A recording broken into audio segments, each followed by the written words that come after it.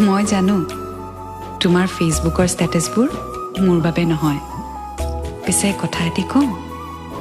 পঢ়ি ভাল লাগে কেতিয়াবা ভুলতে তোমাৰ পৰা মেছেজ এটা পাম বুলি আশা কৰিও থকা নাই তথাপিও চোন ৰৈয়ে ভাল লাগে তুমি